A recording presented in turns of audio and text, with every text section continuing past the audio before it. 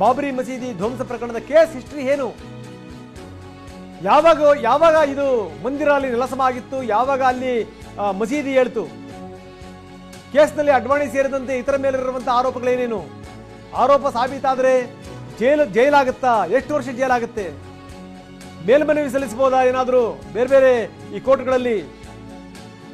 ಬಾಬರಿ ಮಸೀದಿ ಧ್ವಂಸ ಕೇಸ್ನ ಕಂಪ್ಲೀಟ್ ಡೀಟೇಲ್ಸ್ ಮತ್ತೆ ಅದರ ಹಿಂದಿನ ಇತಿಹಾಸ ಅದನ್ನು ಕೂಡ ನಾವು ನಿಮಗೆ ಹೇಳ್ತೀವಿ. ಕೇಸ್ನ ಹಿಸ್ಟ್ರಿ ಏನು,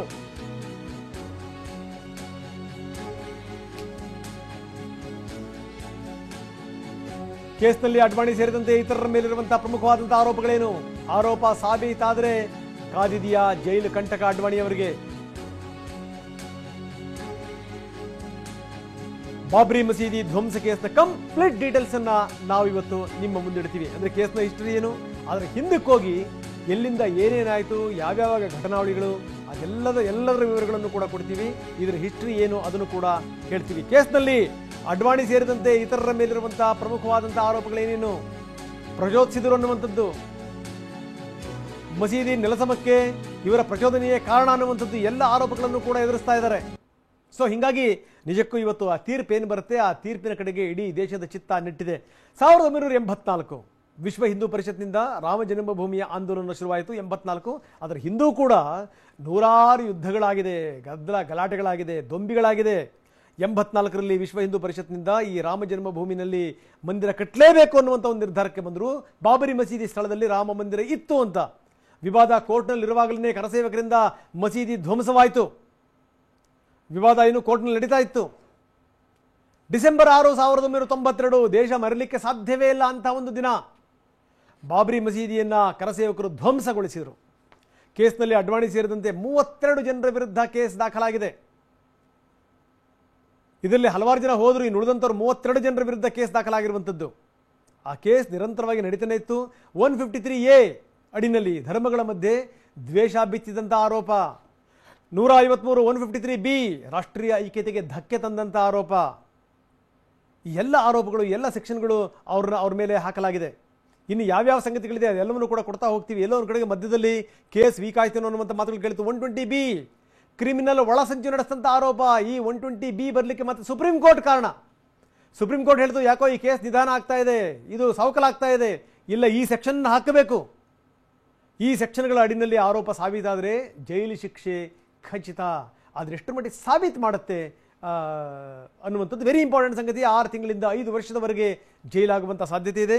ಜೈಲು ಶಿಕ್ಷೆಯ ಜೊತೆಗೆ ದಂಡ ವಿಧಿಸುವಂಥ ಸಾಧ್ಯತೆಗಳು ಕೂಡ ಇದೆ. ಇದೆಲ್ಲದರ ಜೊತೆಗೆ ಏನು ಅಂದರೆ 2 ವರ್ಷಕ್ಕಿಂತ ಕಡಿಮೆ ಏನಾದರೂ ಆಯಿತು ಅಂತಂದರೆ ಅಲ್ಲೇನೇ ಜಾಮೀನು ಕೂಡ ಸಿಗಬಹುದು.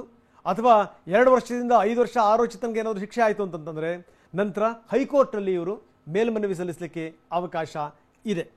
ಸೊ ಬಹಳ ವೆರಿ ಇಂಪಾರ್ಟೆಂಟ್ ಸಂಗತಿ ಇದು. ಹೈಕೋರ್ಟ್ಗೆ ಮೇಲ್ಮನವಿ ಸಲ್ಲಿಸಿ ಜಾಮೀನನ್ನು ಕೂಡ ಇಲ್ಲಿ ಪಡಿಬಹುದು ಅನ್ನುವಂಥದ್ದು. ಬನ್ನಿ ಇದೆಲ್ಲದರ ಬಗ್ಗೆ ಹೆಚ್ಚಿನ ವಿವರವನ್ನು ಪಡೆಯೋಣ. ನಮ್ಮ ಪ್ರತಿನಿಧಿ ಚಂದ್ರಮೋಹನ್ ಈಗ ನಮ್ಮೊಂದಿಗೆ ನೇರ ಸಂಪರ್ಕದಲ್ಲಿದ್ದಾರೆ. ಚಂದ್ರಮೋಹನ್, ಇಡೀ ದೇಶದ ಗಮನ ಸೆಳೆದಂಥ ಘಟನೆ ಅದು. ಸಾಮಾನ್ಯ ಸಂಗತಿ ಅಲ್ಲ. ಡಿಸೆಂಬರ್ 6 ಅಂತಂತಂದ್ರೆ ಜನ ಬೆಚ್ಚಿ ಬೀಳ್ತಾರೆ. ಯಾಕಂದ್ರೆ ಒಂದು ಸಂಚಲನ ಸೃಷ್ಟಿಯಾಗಿತ್ತು. ಹಿಂಗೂ ಆಗಲಿಕ್ಕೆ ಸಾಧ್ಯನಾ ಅನ್ನುವಂಥದ್ದು. ಅಲ್ಲಿ ಯಾರ್ಯಾರು ಘಟಾನುಘಟಿ ನಾಯಕರುಗಳಿದ್ರು, ಲಾಲ್ ಕೃಷ್ಣ ಅಡ್ವಾಣಿ ಇದ್ರು, ಉಮಾ ಭಾರತಿ ಇದ್ರು, ಅಶೋಕ್ ಸಿಂಘಾಲ್ ಇದ್ರು, ವಿನಯ್ ಕಟಿಯಾರ್ ಇದ್ರು. ಸೊ ಇವರೆಲ್ಲರ ಸಮ್ಮುಖದಲ್ಲಿ, ಇವರೆಲ್ಲರ ಎದುರುಗಡೆಗೆ ಮುರಳಿ ಮನೋಹರ್ ಜೋಶಿ ಇದ್ರು. ಇವರೆಲ್ಲರ ಎದುರುಗಡೆಗೆ ಆ ಮಸೀದಿ ಧ್ವಂಸ ಆಯಿತು. ಅದಾದಮೇಲೆ ಏನೇನು ಘಟನೆಗಳಾಗಿದೆ ಗೊತ್ತಿರುವಂಥ ಸಂಗತಿ. ಎಷ್ಟು ದೊಂಬಿಗಳಾಯಿತು, 2 ಜನ ಸತ್ತರು. ಮುಂಬೈನಲ್ಲಿ ಬ್ಲಾಸ್ಟ್ ಆಯಿತು, ಜೊತೆಗೆ ಟ್ರೈನೇ ಹೊತ್ತೂರಿತು, 2 ಜನ ಸತ್ತರು. ಅದೆಲ್ಲ ಗೊತ್ತಿರುವಂಥ ಸಂಗತಿ. ಆದರೆ ಆ ಕೇಸಿನ ವಿಚಾರಣೆ ನಡೆದು ಇವತ್ತು ಒಂದು ಫೈನಲ್ ಹಂತಕ್ಕೆ ಬಂದಿದೆ. ಬಹಳ ವಿಶೇಷಗಳಿವೆ ಇಲ್ಲಿ. ಒಂದೇನು ಅಂತಂದರೆ ಈ ತೀರ್ಪನ್ನು ಕೊಡ್ತಿರುವಂಥ ನ್ಯಾಯಾಧೀಶರು ಏನಿದ್ದಾರೆ ಅವ್ರದ್ದು ಕೂಡ ಇವತ್ತು ಕೊನೆಯ ದಿನ, ಸೇವೆಯ ಕೊನೆಯ ದಿನ. ಇವತ್ತು ಯಾವ ಐತಿಹಾಸಿಕ ತೀರ್ಪನ್ನು ಇವರು ಪ್ರಕಟಿಸ್ತಾರೆ ಅನ್ನುವಂಥದ್ದು ವೆರಿ ಇಂಪಾರ್ಟೆಂಟ್ ಸಂಗತಿ. ಯಾರ್ಯಾರ ಭವಿಷ್ಯ ಏನೇನಾಗುತ್ತೆ, ಅದರ ಪರಿಣಾಮಗಳು ಏನಿರಬಹುದು. ಚಂದ್ರಮೋಹನ್. ಹೌದು ರಂಗನಾಥ್, ನಮ್ಮ ದೇಶದಲ್ಲಿ ಅಯೋಧ್ಯೆಯ ರಾಮ ಜನ್ಮಭೂಮಿ ಹೋರಾಟ ಹಾಗೂ ಬಾಬ್ರಿ ಮಸೀದಿ ಧ್ವಂಸ ಪ್ರಕರಣ ದೇಶದ ರಾಜಕೀಯದ ದಿಕ್ಕನ್ನೇ ಬದಲಿಸಿದಂತಹ ಪ್ರಕರಣಗಳು ಮತ್ತು ಘಟನೆಗಳು. ಈ ಒಂದು ಅಯೋಧ್ಯೆಯಲ್ಲಿ ರಾಮ ಜನ್ಮಭೂಮಿ ಹೋರಾಟದಿಂದ ಮತ್ತು ಬಾಬ್ರಿ ಮಸೀದಿ ಧ್ವಂಸದಿಂದ ದೇಶದಲ್ಲಿ ಬಿಜೆಪಿ ಪ್ರಬಲವಾಗಿ ಬೆಳೆಯಲಿಕ್ಕೆ ಸಾಧ್ಯವಾಯಿತು. ಮತ್ತು ಬಿಜೆಪಿಗೆ ಪ್ರಬಲವಾದಂತಹ ಹಿಂದುತ್ವದ ಅಜೆಂಡಾ ಮತ್ತು ರಾಮ ಜನ್ಮಭೂಮಿಯ ಹೋರಾಟದಿಂದಲೇ 1984ರ ಚುನಾವಣೆಯಲ್ಲಿ ಕೇವಲ 2 ಲೋಕಸಭಾ ಕ್ಷೇತ್ರದಲ್ಲಿ ಗೆದ್ದಿದ್ದಂತಹ ಬಿಜೆಪಿ ಪಕ್ಷ ಈಗ ದೇಶದಲ್ಲಿ ಒಂದು ಪ್ರಬಲ ರಾಜಕೀಯ ಪಕ್ಷವಾಗಿ 303 ಲೋಕಸಭಾ ಕ್ಷೇತ್ರಗಳನ್ನು ಗೆಲ್ಲಲಿಕ್ಕೆ ಈ ಒಂದು ಅಯೋಧ್ಯೆಯ ರಾಮ ಜನ್ಮಭೂಮಿ ಹೋರಾಟ ಕೂಡ ಕಾರಣ. ಆದರೆ ಈ ಒಂದು ಹೋರಾಟವನ್ನು ನಡೆಸಿದಂತಹ ನಾಯಕರುಗಳು 1992 ಡಿಸೆಂಬರ್ 6ರಂದು ಅಯೋಧ್ಯೆಯಲ್ಲಿದ್ದಂತಹ ಬಾಬ್ರಿ ಮಸೀದಿ ಧ್ವಂಸ ಪ್ರಕರಣದಲ್ಲಿ ಆರೋಪಿಗಳಾಗಿದ್ದಾರೆ. ಈ ಒಂದು ಬಾಬ್ರಿ ಮಸೀದಿ ಧ್ವಂಸ ಪ್ರಕರಣದ ತೀರ್ಪನ್ನ ಇಂದು ಲಕ್ನೋದ ಸಿಬಿಐನ ವಿಶೇಷ ನ್ಯಾಯಾಲಯ ನೀಡ್ತಾ ಇದೆ. ಇವತ್ತು ಲಕ್ನೋದ ಸಿಬಿಐನ ವಿಶೇಷ ನ್ಯಾಯಾಲಯ ಏನ್ ತೀರ್ಪು ನೀಡುತ್ತೆ ಅನ್ನೋದ್ರ ಬಗ್ಗೆ ಇಡೀ ದೇಶಕ್ಕೆ ಕುತೂಹಲ ಇದೆ. ಈ ಪ್ರಕರಣದಲ್ಲಿ ಬಿಜೆಪಿಯ ಘಟಾನುಘಟಿ ನಾಯಕರುಗಳೇ ಆರೋಪಿಗಳಾಗಿದ್ದಾರೆ. ಮುಖ್ಯವಾಗಿ ಬಿಜೆಪಿಯನ್ನ ಕಟ್ಟಿ ಬೆಳೆಸಿದಂತಹ ನಾಯಕ, ಬಿಜೆಪಿಯ ಭೀಷ್ಮಾಚಾರ್ಯ ಎಂದೇ ಹೆಸರಾಗಿರ್ತಕ್ಕಂತಹ ಮಾಜಿ ಉಪ ಪ್ರಧಾನಿ LK ಅಡ್ವಾಣಿ ಅವರು ಈ ಪ್ರಕರಣದಲ್ಲಿ ಆರೋಪಿ. ಜೊತೆಗೆ ಕೇಂದ್ರದ ಮಾನವ ಸಂಪನ್ಮೂಲ ಖಾತೆಯ ಮಾಜಿ ಸಚಿವ ಮುರಳಿ ಮನೋಹರ್ ಜೋಶಿ, ಉಮಾ ಭಾರತಿ, ಕಲ್ಯಾಣ್ ಸಿಂಗ್, ವಿನಯ್ ಕಟಿಯಾರು, ಸಾಧ್ವಿ ರಿತಂಬರ, ಸಾಕ್ಷಿ ಮಹಾರಾಜ್ ಸೇರಿದಂತೆ 32 ಮಂದಿ ಬಿಜೆಪಿಯ ನಾಯಕರುಗಳು, ಸಂಘ ಪರಿವಾರದ ನಾಯಕರುಗಳೇ ಈ ಪ್ರಕರಣದಲ್ಲಿ ಆರೋಪಿಗಳಾಗಿದ್ದಾರೆ. ಇವರೆಲ್ಲರ ಭವಿಷ್ಯ ಏನು ಅನ್ನೋದನ್ನ ಇವತ್ತು ಲಕ್ನೋದ ಸಿಬಿಐ ವಿಶೇಷ ನ್ಯಾಯಾಲಯ ತನ್ನ ತೀರ್ಪಿನ ಮೂಲಕ ಸ್ಪಷ್ಟಪಡಿಸಲಿದೆ.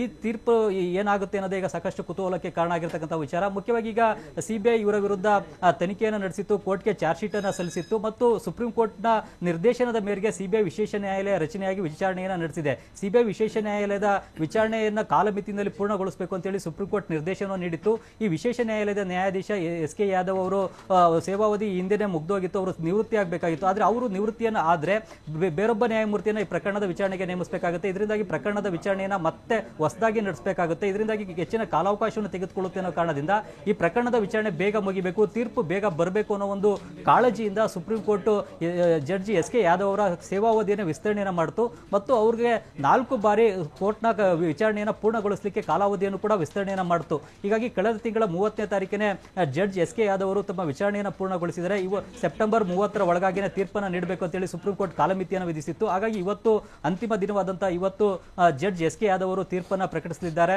ಮುಖ್ಯವಾಗಿ ನಿನ್ನೆ ಕೂಡ ಜಡ್ಜ್ SK ಯಾದವ್ ಅವರು ತಮ್ಮ ಕೋರ್ಟ್ನ ಚೇಂಬರ್ಗೆ ಬಂದು ತಮ್ಮ ಕೋರ್ಟ್ ಸ್ಟಾಫ್ ಜೊತೆ ತಮ್ಮ ಕೋರ್ಟ್ ಆರ್ಡರ್ನ ಡಿಕ್ಟೇಷನ್ ಕೂಡ ಮಾಡಿದ್ದಾರೆ. ಕೋರ್ಟ್ನಲ್ಲಿ ನಡೆದಿರ್ತಕ್ಕಂಥ ಸಿದ್ಧತೆಗಳನ್ನ ಪರಿಶೀಲನೆ ಮಾಡಿದ್ದಾರೆ. ಹೀಗಾಗಿ ತಮ್ಮ ಸೇವಾವಧಿಯ ಕೊನೆ ದಿನವಾದಂತಹ ಇಂದು ಜಡ್ಜ್ SK ಯಾದವ್ ಅವರು ಯಾವ ತೀರ್ಪನ್ನು ನೀಡ್ತಾರೆ ಅಂತಕ್ಕಂಥದ್ದು ಸಾಕಷ್ಟು ಕುತೂಹಲ ಕೆರಳಿಸಿದೆ. ಜೊತೆಗೆ ತೀರ್ಪು ಏನಾಗಬಹುದು ಅನ್ನುವಂಥದ್ದು, ಯಾಕಂದ್ರೆ ಅದನ್ನ ಯಾರು ಕೂಡ ಹೇಳಲಿಕ್ಕೆ ಸಾಧ್ಯ ಇಲ್ಲ. 11 ಗಂಟೆಗೆ ಅದರ ವಿವರಗಳೇನು ಹೊರಗಡೆ ಬರ್ಬೋದು, 11 ಗಂಟೆಯಿಂದ ಶುರುವಾಗುತ್ತೆ ಕಲಾಪ, ಹೊರಗಡೆ ಬರ್ಬೋದು. ಆದರೆ ಒಂದು ವೇಳೆ ಏನಾದರೂ ಶಿಕ್ಷೆ ಅನ್ನುವಂಥದ್ದು ಏನಾದರೂ ಆಯಿತು ಅಂತಂದ್ರೆ ಮುಂದಿನ ದಾರಿ ಏನು ನಾಯಕರುಗಳಿಗೆ? ಯಾಕಂದ್ರೆ ಈಗ ವಯಸ್ಸಾಗಿರುವಂಥ ಕಾರಣದಿಂದ, ಕೊರೋನಾ ಕಾರಣದಿಂದ ಇವರು ಖುದ್ದಾಗಿ ಹಾಜರಾಗಬೇಕು ಅಂತ ವಿಶೇಷ ಕೋರ್ಟ್ ಹೇಳಿದ್ರು ಕೂಡ ಹಾಜರಾಗುವಂಥ ಸಾಧ್ಯತೆಗಳು ತುಂಬ ಕಡಿಮೆ ಇದೆ. ಒಂದು ಪಕ್ಷ ಶಿಕ್ಷೆ ಕೂಡ ಏನಾದರೂ ವಿಧಿಸಿದರೆ ಮುಂದಿನ ದಾರಿ ಏನು ಚಂದ್ರಮೋಹನ್? ಹೌದು ರಂಗನಾಥ್, ಈಗ ಆರೋಪಿಗಳಿಗೆ ಶಿಕ್ಷೆಯನ್ನು ವಿಧಿಸಿದ್ರೆ ಆ ಶಿಕ್ಷೆಯನ್ನು ಪ್ರಶ್ನಿಸಿ ಹೈಕೋರ್ಟ್ಗೆ ಮೇಲ್ಮನವಿಯನ್ನು ಸಲ್ಲಿಸಲಿಕ್ಕೆ ಅವಕಾಶ ಇದೆ.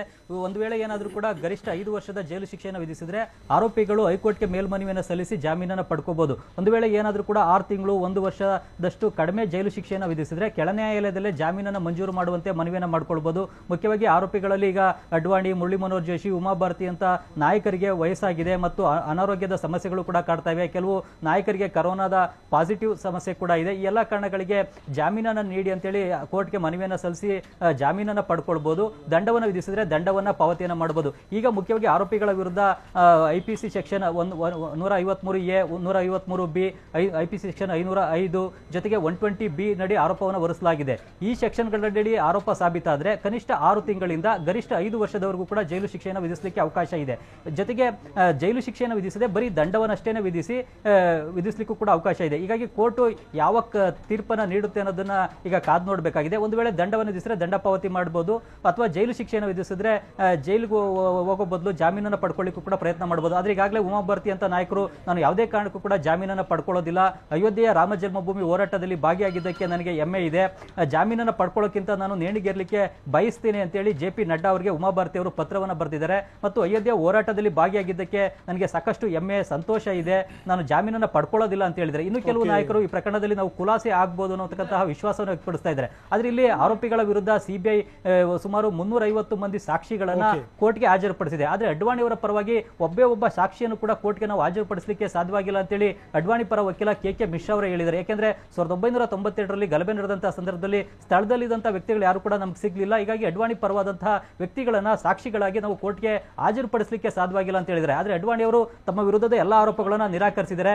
ಮಸೀದಿ ಧ್ವಂಸ ಪ್ರಕರಣದಲ್ಲಿ ತಾವು ಭಾಗಿಯಾಗಿಲ್ಲ, ತಮ್ಮ ವಿರುದ್ಧ ರಾಜಕೀಯ ಪ್ರೇರಿತ ಆರೋಪ ಮಾಡಲಾಗಿದೆ, ಕೇಂದ್ರದಲ್ಲಿ ಕಾಂಗ್ರೆಸ್ ಗವರ್ಮೆಂಟ್ ಇತ್ತು, ಅವರು ದುರುದ್ದೇಶದ ಆರೋಪ ಮಾಡಿದ್ದಾರೆ ಅಂತ ಹೇಳಿದ್ದಾರೆ. ರಂಗನಾಥ್, ಓಕೆ, ಧನ್ಯವಾದ ತಮ್ಮೆಲ್ಲ ಮಾಹಿತಿಗೆ. ಈಗ ವಯಸ್ಸಿನ ಕಾರಣದಿಂದ ಲಾಲ್ ಕೃಷ್ಣ ಅಡ್ವಾಣಿ ಜೊತೆಗೆ ಏನು ಅಂತಂದರೆ ಈ ಕೊರೋನಾ ಹಿನ್ನೆಲೆಯಲ್ಲಿ ಜೋಶಿ, ಇದೇ ಕೊರೋನಾ ಹಿನ್ನೆಲೆಯಲ್ಲಿ ಈಗಾಗಲೇ ಏಮ್ಸ್ಗೆ ದಾಖಲಾಗಿರುವಂಥ ಉಮಾಭಾರತಿ, ಇವರು ಯಾರೂ ಕೂಡ ಕೋರ್ಟಿಗೆ ಹಾಜರಾಗ್ತಿಲ್ಲ. ಕಲ್ಯಾಣ್ ಸಿಂಗ್ ಕೂಡ ಕೋರ್ಟಿಗೆ ಹಾಜರಾಗ್ತಿಲ್ಲ. ನಾನು ಯಾವುದೇ ಕಾರಣಕ್ಕೂ ಜಾಮೀನು ತಗೊಳ್ಳಲ್ಲ, ಬೇಕಿದ್ರೆ ನಾನು ನೇಣುಗಂಬ ಇರ್ಲಿಕ್ಕೆ ತಯಾರಿದ್ದೀನಿ, ಆದರೆ ನಾನು ಯಾವುದೇ ಕಾರಣಕ್ಕೂ ಜಾಮೀನು ತಗೊಳ್ಳಲ್ಲ ಅಂತ ಈಗಾಗಲೇ ನಡ್ಡಾ ಅವರಿಗೆ ಉಮಾಭಾರತಿ ಪತ್ರವನ್ನು ಕೂಡ ಬರೆದಾಗಿದೆ. ಹಾಗಾದರೆ ನಿಜಕ್ಕೂ ತೀರ್ಪು ಏನು ಆಗಬಹುದು, ಅದರ ಪರಿಣಾಮಗಳೇನು?